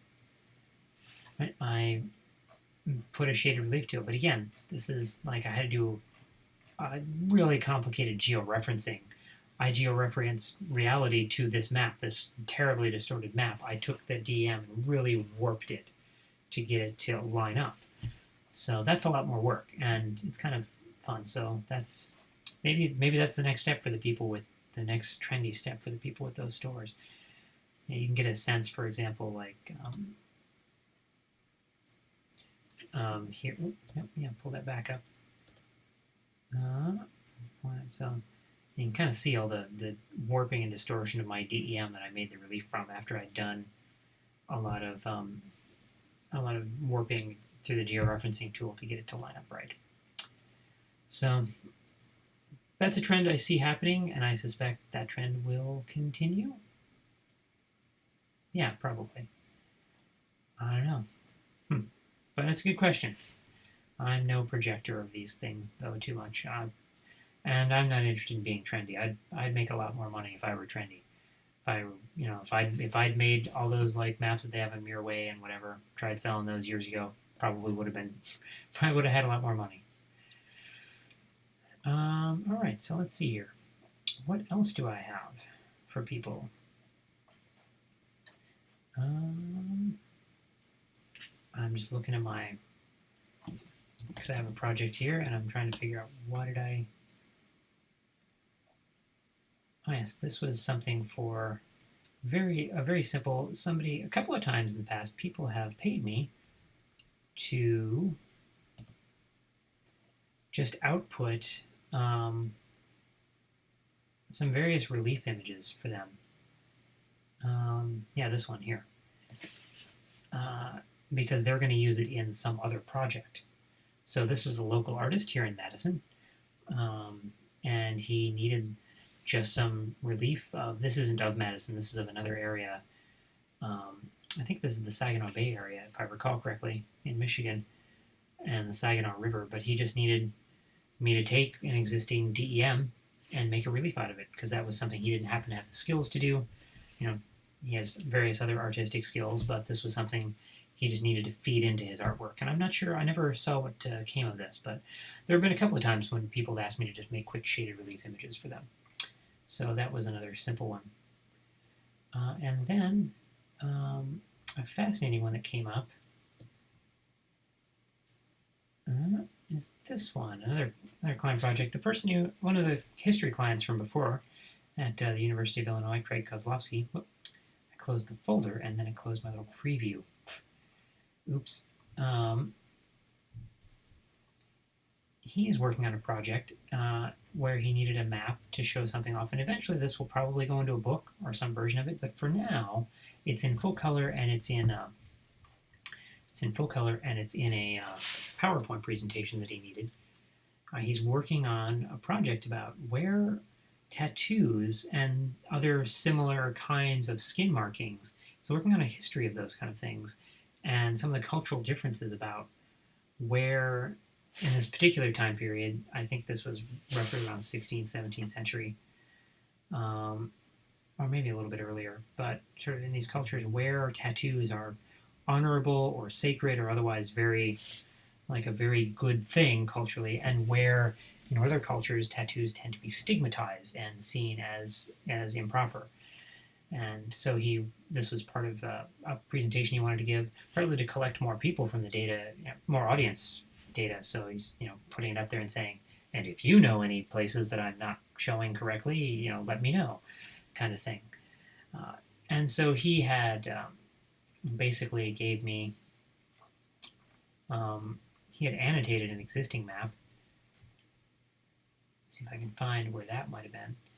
He had basically taken just a world map and he got from a website or maybe like an atlas or something like that, and drew some lines over and said, here's the places that I want to mark, and that I want to show that these are the honorable places, these are the stigmatized places, and that kind of thing. And we had a lot of back and forth too about what a map could do for him and what kind of details he should show, or what kind of details would be best not to include for ease of audience. Because when you've got a PowerPoint, there's only so much you can show people, because they're paying attention to what you're saying.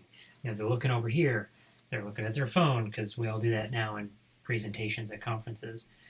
So we wanted to kind of, he originally wanted a much more complex map, and we simplified it down to really say, what is the basic message here?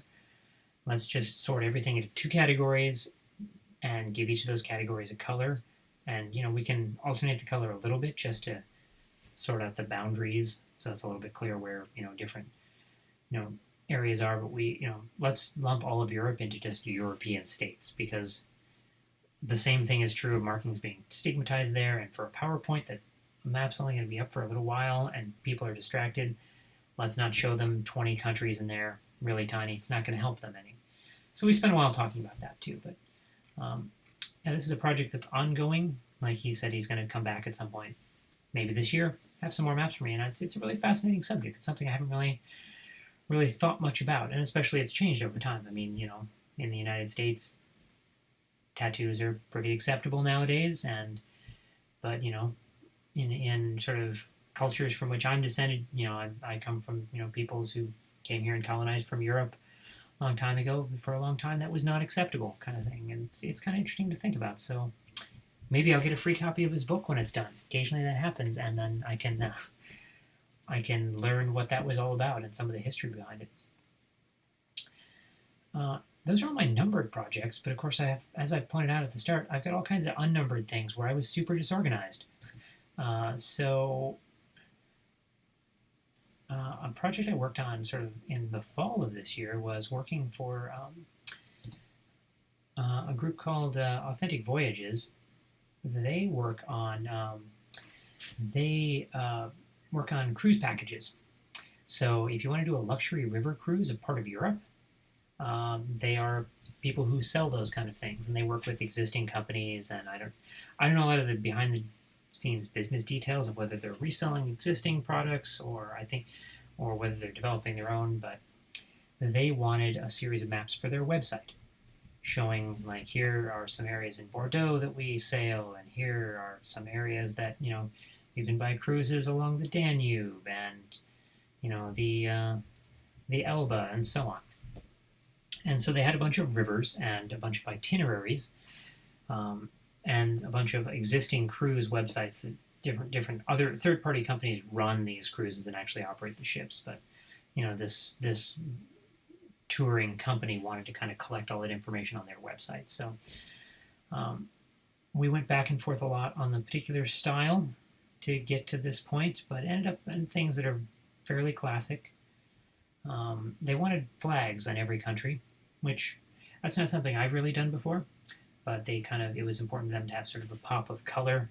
And so I just went on Wikipedia and looked at the screenshotted the Wikipedia flag for each country and just dropped it on the map as a real simple way to get those, versus drawing them myself or finding existing SVG artwork. It was just easy to go in and say, like, go to Wikipedia and say, Poland, and then you just click the flag. And, I could have drawn a white and a red rectangle, but it's easier if I just say, copy image and then paste it into Illustrator. So that was kind of a nice, fast way to do that kind of thing. So, yeah, it was a lot of work to get to these things, but this is kind of what we came up with. And they gave me the cities that they were interested in showing, places you could visit, not only on the cruise route, which I highlighted in yellow. These are the actual towns along the Elbe that you would where the boat would go between Wittenberg and Bad Schandau or Skandau. I don't speak German, so I don't know how they would say that. But and then there's a few other towns around there. Places you've heard of Berlin, perhaps. So somebody buying a cruise might want to know, well, where is all this relative to Berlin? Because I've heard of Berlin. And then they also asked me to put a mark each time and say where the source of the river is, which is something I'd never really thought about doing before, because I always thought, well, it's the part where the starting part of the river is the part where there's, where the line ends, and that's the start. But they wanted me to make it more explicit, and that's fine. That's sort of a client request that I'm happy to accommodate, even if it's not a stylistic thing I would ordinarily do. I mean, it doesn't hurt anybody to show that information. No harm in making an audience member work for it. So I did a whole host of these things, a good dozen of them, I want to say, for different rivers. Is that a vector relief too? It is not. This is raster in this case, because they were putting these up as just JPEGs on their website, so it didn't really matter anymore. It didn't need to be easily resizable, so I wasn't giving them SVGs. We did talk about that as an option, but for the ease of their website setup, they wanted to do just JPEGs, in which case I just did plain raster. But honestly, I made them September and October. I was working on these, the latest drafts. I probably could have. I think I might have had forgotten about that vector relief idea. It would have been an interesting thing, definitely, to go back and see what does that look like on here. That would have been might have fit in an interesting way. So, thanks for reminding me about my own good ideas. I'm definitely going to go back to that vector relief sometime. It'd be kind of fun. But for here, yeah, I was just making like standard. This is the relief, for example, for the Guadalquivir, and that's literally just. I just open up Photoshop here and bring this into the corner so you can see it. All I've got is I made a grayscale relief in Blender. You could easily do that kind of thing with, ArcMap or QGIS or whatever. I just think Blender looks a little bit better, and then I just tweak the levels to make it a little lighter.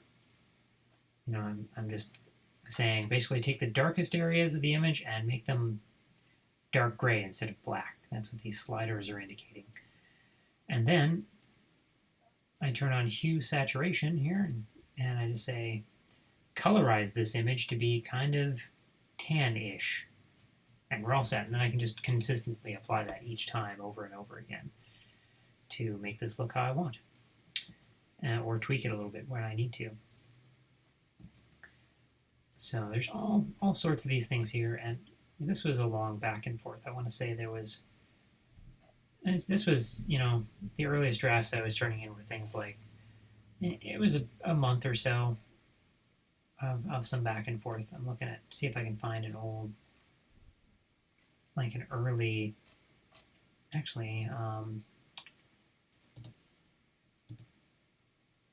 no, that's not the one. Some of my older files, I didn't label this clearly for the things that didn't work out. I'm usually good at marking, like, here's the ones you should use, here's the ones we like that actually came up. But as an example, we ended up with this overview map of Europe, because I want to show here's all the rivers that we're interested in Europe, so somebody on their website can see, oh, here's all the rivers you can visit and cruise on. But that one started out like,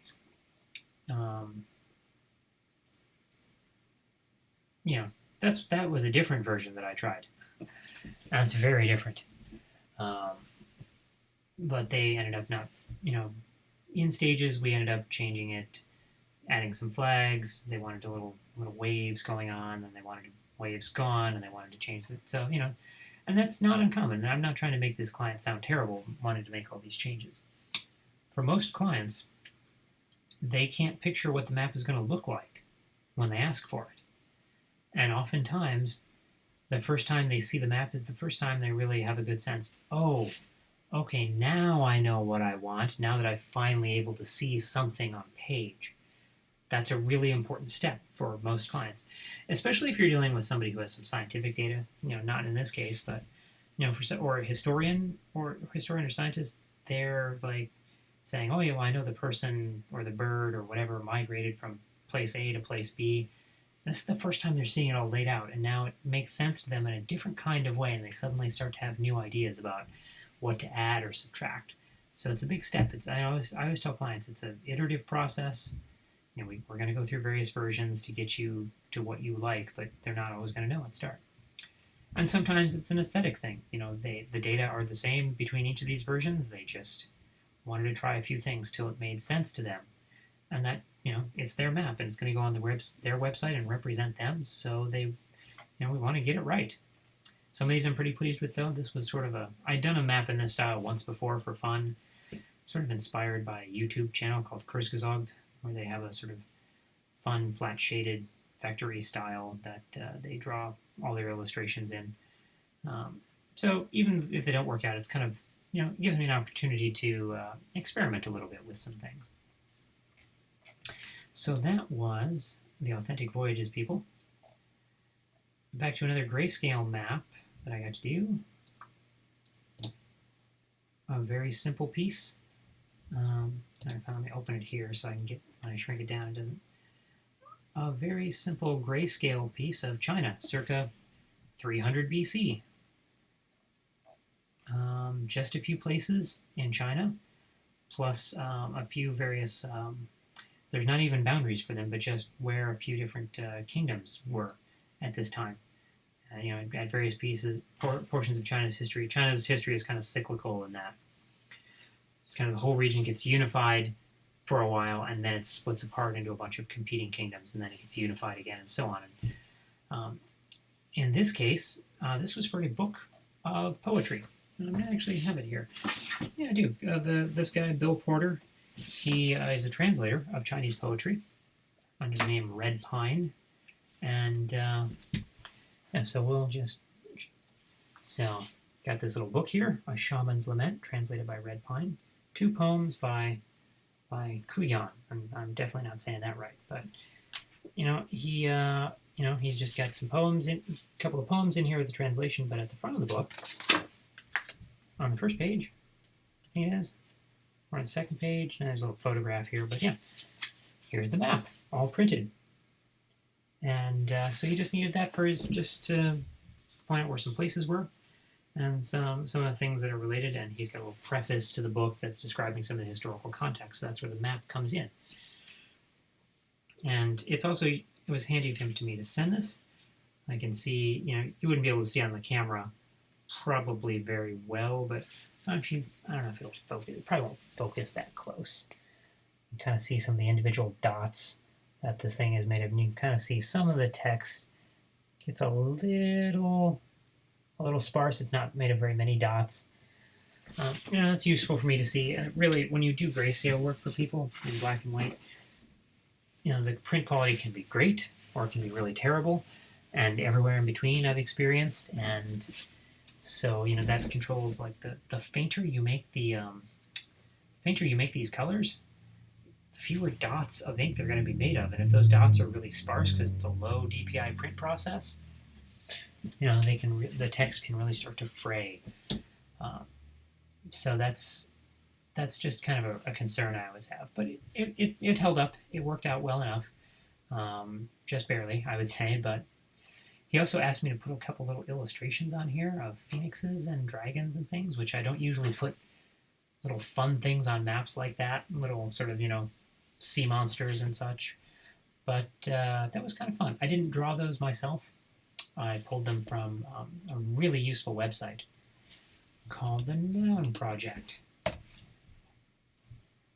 Let me pull this over here. The Noun Project. Icons and photos for everything. Stig is asking, do I give clients a time limit on iterations? Generally, so that depends. That client that we did a lot of iterations with, they were paying me by the hour rather than a flat rate. So I mentioned, for example, before, one of those magazine clients, they came to me and they said, we'll pay you $3,000 to just do this thing. And that's flat. Like, doesn't matter how long I spend on it, I get paid the same amount. Some other people occasionally it's not too common, but they will pay me by the hour. And the nice thing about that is that it doesn't matter how many revisions we do. I get paid for the amount of time I spend on it. And if it goes quickly and we get it done fast, then they pay less. And if they really want to explore a lot of different directions, then they'll pay more. But I'm always being sort of compensated for the time.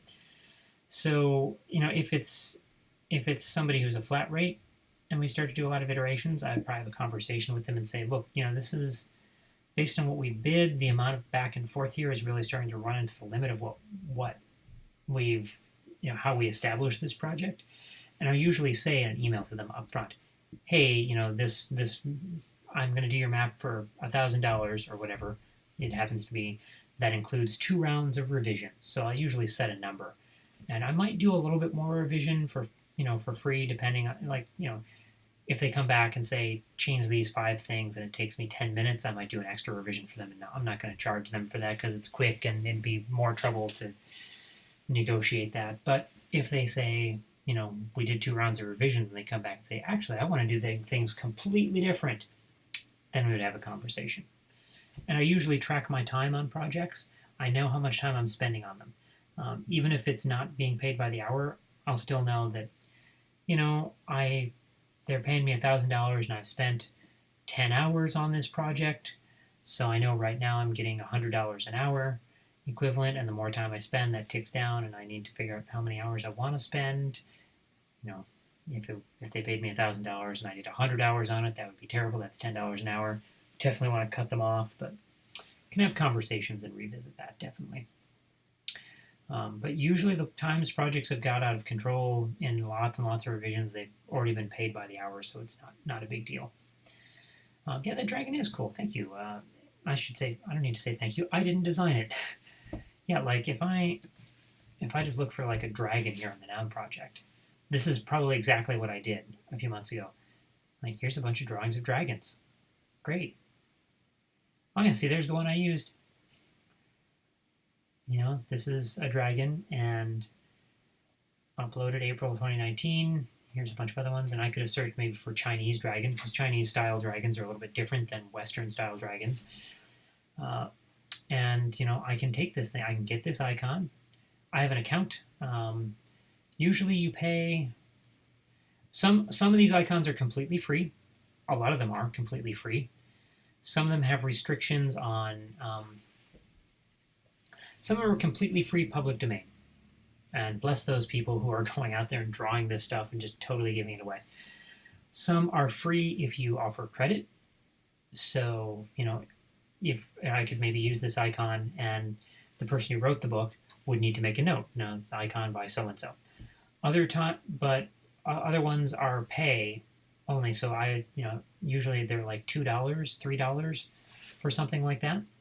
So you can buy them. And sometimes it's either or. You can either pay them or use it for free, but make sure you give a credit. That's often an option on that project. It's really useful. And it's not just useful if you need an icon ready to go. Sometimes I'm drawing my own icon, but I want inspiration. Like if I wanted to draw, I don't know, a dolphin, what I could do is I could look at other drawings of dolphins and decide how I'm still going to draw my own, but I can at least get some ideas of, what I want to do here. Like, do I want 2 dolphins or 1 dolphin? Maybe I should just have the tail coming up out of the water, or maybe I'll show it with this kind of curve here. Do I want an eye? It just gives me a lot of options to think about how I want to construct mine in different styles. Some of these would be better some of these are more detailed. Some of these would be better at larger sizes versus smaller sizes, the less detailed ones. This is probably one really simple, just black and white, probably work really well at a small size. So definitely highly recommended the Noun project to give you a sense of where you want to go. Even if you don't want to use somebody else's icon, you can do that. So glad I got a chance to tell you about that. And again, since I knew about that, it was really handy to just go on there, look for dragons and phoenixes, and pick ones. I picked ones that I thought kind of fit here, and I showed it to them. Do you like these? And there we go. Did I not? Oh man, you notice that there? That river running right through the B of BC. Did I not knock that out? This may or may not be the final artwork. I'm going to look at the print.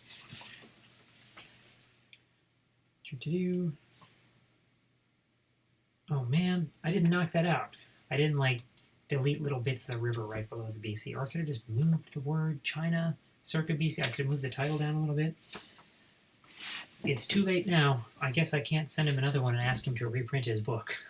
But these things happen occasionally. I always tell clients, I send them a draft of the map. I say, please look over it carefully to make sure there's nothing that seems wrong, nothing spelled wrong, etc. I'm going to look for errors, but I made the thing. And it's always hard to edit your own work. You'll always be in danger of missing something. So I try and tell the clients, look, I need you to be a second set of eyes. You're going to catch things that maybe I won't. And that's kind of partly their job to do. Or, in the case of one client, we're actually going to hire, it's a big enough project, we're going to hire another cartographer to look over things just to double check my work and make sure I didn't mess anything up. Because, I can find some things, but you always need a second set of eyes to really do the best job. So, yeah, and that's not a big thing anyway. So that's why it didn't get caught right away. So, what else do we have? And then another grayscale book map. This was fun because this was for somebody from college, one of my college professors. I hadn't talked to him in a long time. I graduated from college in 2004 from Kalamazoo College. And one of my history professors is retired now, and he said, hey, I'm writing a book, right? Retired history professor, like I was saying before, that's the most common client description perhaps I have.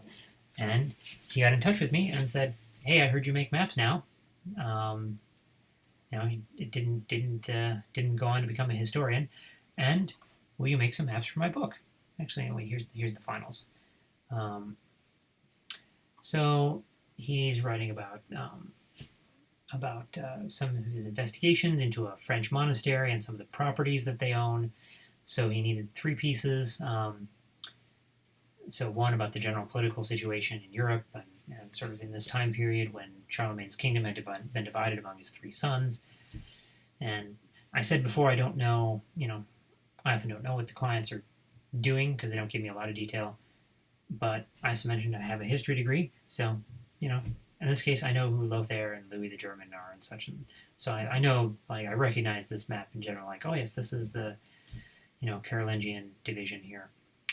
But he just wanted to show in the general setup, here's the realm of Charles the Bald, and here are a couple of counties, and that he's going to talk about in the book, and where a few locations are. And then we sort of get closer in and look at Western Europe, and open this again in a preview program where I can zoom in a little bit better. And here we've got, he's looking at the spread of this particular cult of this particular saint to different towns in different years. So this is real tough because in grayscale you don't have a lot of space to show distinctions by color. But I split things into kind of, light gray, medium gray, dark gray, and hopefully the final prints of the book look okay. He saw some proofs and things weren't looking quite right, but then they reprinted it and it looked better. But there's a chance I may need to go back months later to just darken these up a little bit to make it work, or find a different solution. And then finally he had done a bunch of work about abbey properties of this particular the Glenfew Abbey along the Loire, and they owned various properties throughout this area of France mostly, and when they acquired them, he'd done a whole bunch of research to figure out sort of what properties they owned and where they might have been, because it's real hard to, if somebody mentions a property in France in the year 560, figuring out where that is can be real challenging. He did a lot of that work, but I actually ended up finding some places with similar names that were possibly what was being talked about as well. So this one, again, a little bit, to get back again to the thing Adriana asked a while ago, like an hour ago, this one is a little bit more researchy in that he gave me some of his details, like I know this place is in this, canton, and in France, and there's a village that's probably got this name in this general area. Can you find where the village is? And then I would, find where the village is usually. But there's a few that have some question marks, and there's a couple that aren't shown that we just don't know where they are. And this one's split into two just because most of the dots were in one spot, and then we zoomed out. But again, real standard, like, history book stuff. Yeah, let's see what else we got here. The International Joint Commission. This is another unnumbered one. So, the International Joint Commission is an organization, a non-governmental organization or an intergovernmental organization rather. They manage, or they sort of oversee the waters that go between the United States and Canada. Some rivers, the Great Lakes, things like that. And they wanted an art piece. Actually, I should use find a JPEG version of this because it's huge. Yeah, it's still like, it's an inconvenient size to show, but they wanted a big 6-panel art piece showing various streams and lakes and such that span the United States-Canada border. That's the area they deal with. They want kind of something in their offices in Ottawa, in Canada. So they gave me some documents about they gave me some existing maps they had that just highlighted what rivers and streams were important to them, because there's a zillion tiny little streams, but the ones that they wanted to highlight in this. And then I designed it in a style that I've been using for a long time, which some of you may have seen before in my work. Let me go back to my portfolio. For about the past decade now, really, I've been making maps of river systems in this sort of transit map style with 45-degree angles, little tick marks for towns along the way, etc. And I've improved the style over time. Now it looks more like this. And I've sold some posters of it, and it's been fun, and I've learned a lot about river systems in doing this. But they asked me if I'd be interested in something like that for them, and fortunately, I didn't have to think too hard about the style because they liked this existing style and said, "Will you do it this way?" And I, made a few improvements, but in general, that was kind of a nice way to get that all set up here. So let me pull up. We'll just open up in Illustrator, see if we can zoom in a little bit on how this came together. I added a couple things to the style, but mostly I'm opening the PDF. Well, that's fine. Probably. We'll see. I don't know. It's real big. Real big.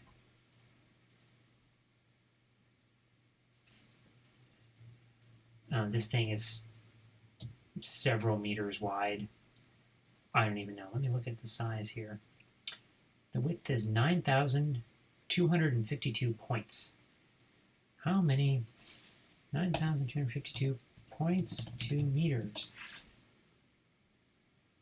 3.2 meters wide. So it's pretty big, this long strip. I ended up combining them into one piece and adding the rest of North America because they wanted to show Alaska too, because there's U.S.-Canada border there. So they're going to print it as one combined piece.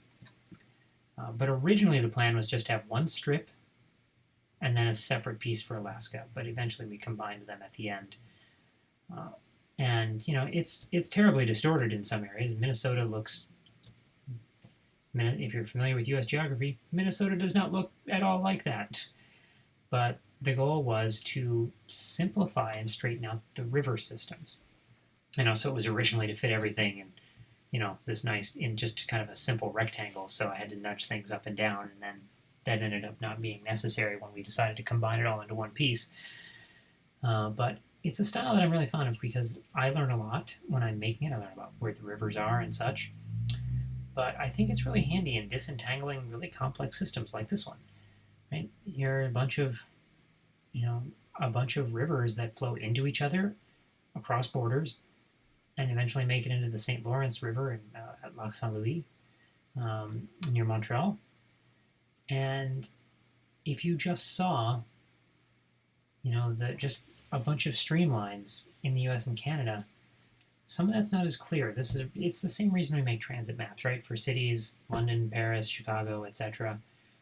The same, to disentangle complex networks. So it was fun, and it's sort of an honor to be asked to put a piece of art. Like this isn't. It's kind of there as a fun reference, but it's really there to decorate their offices. So that's been fun. It's been a while since I worked on that when they actually came back to me recently and said, "Hey, do you want to write a little artist statement for this kind of thing?" How do I manage the place labels hierarchy between village, city, capital, country, and style? It really depends on the project. I think what I try and think most about though is the same thought process I apply to colors. Is what is important? Thinking about the visual hierarchy. So in a map like this one that we talked about earlier in this now 2-hour broadcast, and there's still 15 people here. I don't know what you're all doing here, but thanks for sticking with me. And it's I needed to think about, well, what is the important stuff here? The important stuff is where people were migrating, like the ancient North Siberians and the East Asian sort of genetic group. They're the main focus of this. What people moved where? And then also important are where these archaeological sites are that we have the evidence of these people. Less important is something like the modern Alaska and Russia coastline. So that's pretty faint. So the color of the text is pretty important, and the size of the text. Notice this is smaller text. This is, where's my text panel here? This is 8 points, whereas, this text here is 10, and this is, and this stuff is 9, and it's in all caps, so it's even bigger comparatively. So a lot of the time it's understanding that, the more something stands out, the more important it's going to be. So if you're looking at, you're mentioning like village versus city versus like capital. Cities are bigger than villages, so I want something that's going to stand out more, probably something that's going to be bigger, or something has a color or that pops out more, or something that's bold. So it's very much, situational to the map. What's also important to me is to always make different kinds of things look different. An archaeological site is a different thing than a coastline. So these pieces of text, one is in bold, one isn't. One is in italics, one is not. And they're also in different colors and different sizes. So these two pieces of text look like they're talking about different things. So that helps a lot too. Same thing in your example. Villages versus countries. Villages and cities, they're places, they're settlements, they're places where people live, versus a country, which is a big area. So I'd want to do something that looks very different. And I did a little of this on my last live stream when I was labeling cities and villages and countries and, and all that for a big reference map. And, that's a little bit of something I talked about there, getting different type styles down, and, colors and all caps and italic versus not really helps a lot in establishing that. But just making everything look different if it refers to a different kind of thing, and then arranging that in visual importance for how much you want it to stand out, I think is kind of the thought process. But it comes out differently every time because of that. And that's part of the fun, definitely. And then part of the frustration later when you realize, go back and edit the map and realize, oh, I've been really inconsistent this whole time. I made these 3 things look similar and they're not, or you got to go back and fix it. But that's what editing is for. So yeah. So that's stuff for the IJC. That's what we got here. So let's see here. A couple of other things that I ended up doing for clients, but we're almost out of the client work, and we'll probably wrap things up shortly thereafter. Let's see, where are the current files for that? Yeah, so that German group, that development agency that I talked about, they write a lot of reports about African border situations, like I think I mentioned before. So here's just some more stuff for their reports. Real simple reference maps. If they're talking about the borders between Kenya and Uganda and South Sudan, let's just show where that area is. Or talk about here are different claims being made in that region between, for example, Malawi and Tanzania, showing here's where the disputed area is, and here's some cities or towns that we've mentioned or are just important reference areas. These are some more important or larger settlements, etc. So in this case, I'm often doing a little bit of research in terms of they'll give me the report, and the report talks about like a town or an island or a river or a park, and then it'll be up to me to kind of go in through and pull out a list of things that need to be on the map, and then I send it back to them. We've got kind of a similar style here too. You might notice to that Hamilton, the museum map, right? Similar colors, sort of bluish, grayish bluish, with a tan-ish top map here. That was something I was kind of doing in 2021. I was borrowing palettes because picking colors is hard, and once you have some colors you like, going back and doing those again saves a lot of time, and they look good. So it's it's not like you're cheating anybody. You're giving clients something that looks nice, and they have the option to change it, obviously, if they don't like it. So I've definitely done that, and if clients had come to me in a different order, probably would have come up with different things. So that's the most of my client work that I wrapped up in 2021. There's a couple of things that are ongoing that I have been working on, started in 2021 and we're waiting to finish. But that's kind of the bulk of it. I've also done a lot of different side projects. Perhaps you've seen you've seen if you followed me on Twitter, for example. I've been still doing a lot of cyanotype work, which maybe some of you have seen on Twitter. This is a sort of old printing process that I've been doing where it's a use the sun to develop these prints in blue colors, and I made this nice project where we look at continental divides. So the main watersheds, as it were, of different continents. So here in North America, continental divides are a thing we talk about a lot. You learn about them at school. People are very, very familiar with the term. So here's all the waters that drain into the Gulf of Mexico. And here's all the waters that drain into the Atlantic. And here's all the ones that drain into the St. Lawrence. And we kind of divide up the continent into sort of major drainage basins. But I did this with all the continents. So here's Africa. And it's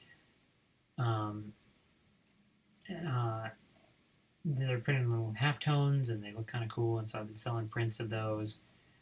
Also developed these ones for the Great Lakes, which is my part of the world that I'm really very attached to, showing kind of hydrography networks for them, major rivers that flow into each of the Great Lakes. There's a chance to try out some different style ideas.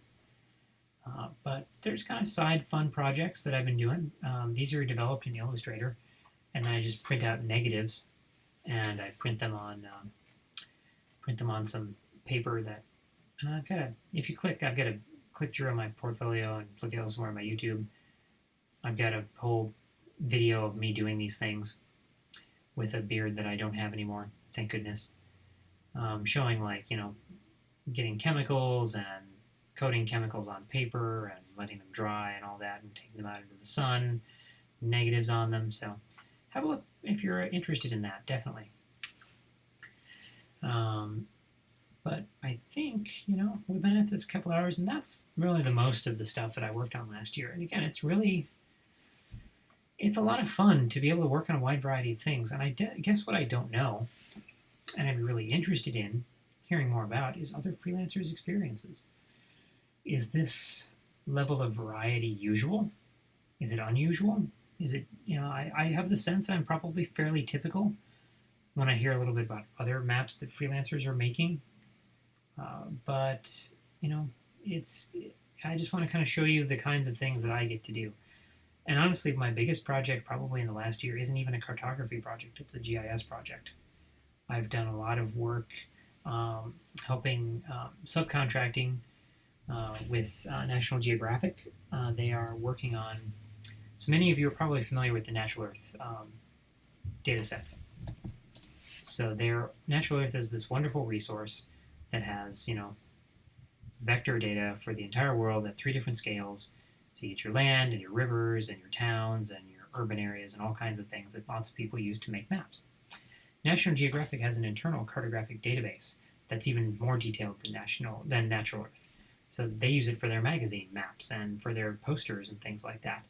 It's about 1 to 250,000 scale, and they're working on improving and developing a new version of it. So I've been helping with that, but that's mostly GIS work. I'm going through and doing things like lining up, if we have a coastline that we got from one data source, making sure the rivers from another data source line up with it, or making sure the boundaries between states or countries line up with the rivers where they're supposed to. Real basic stuff that, if you're a cartographer, you kind of, you're always thankful when you get data that is really clean like that. And that's a great thing about Natural Earth. If you download rivers, the vector points in the rivers are going to line up with the country boundaries where they're supposed to. And it's nice to have that already done for you. And so we're kind of doing that at a finer scale for their internal use, but they're hoping potentially, there's some discussion about ways that maybe some of that can eventually be shared with the rest of the community, but it's not a guaranteed thing. I don't want to speak for them by any means. But that's kind of been one of my other bigger projects in the last while is just doing that. So, yeah, this has been a good run, though. It's been, last year was 2021 business-wise. This was a good year. I got to work on a lot of different things. Probably more than I've gotten to work on in most typical years. So we'll see if 2022 has as much going on. I never know. It's just a mystery how much money I'm going to make and how much work I'm going to have to do. But when I don't have work, I certainly at least have fun projects like cyanotypes to make on the side, and live streams to do, and little bits of teaching and such to share with you all. And I appreciate you being here. And I also especially, of course, appreciate the people who support me on Patreon, who help, keep me going with some of these side projects. The tutorials and the videos about how to do cyanotypes and sharing all this knowledge with you. I appreciate all of you who've been not only supporting me financially, but anybody who's just out there sharing my work with other people, spreading the word, making more people aware of it. Because I do this stuff, I'm giving you this live stream because I want people to watch it. I want people to learn something from it. Hopefully you did, or if you didn't, at least people paid attention to me for a while. That always feels good to have an audience. So thanks so much to everybody who's supporting my work that way, either monetarily or just by spreading the word. But I think with that, we can probably wrap things up until the next time, and I have no idea when that'll be. I have some ideas for future live streams. I might do another labeling one. That was my last one, where I just sat down for 3 hours and people watched me working on a map. I do that sometimes. I have to be in the mood for people to look over my shoulder.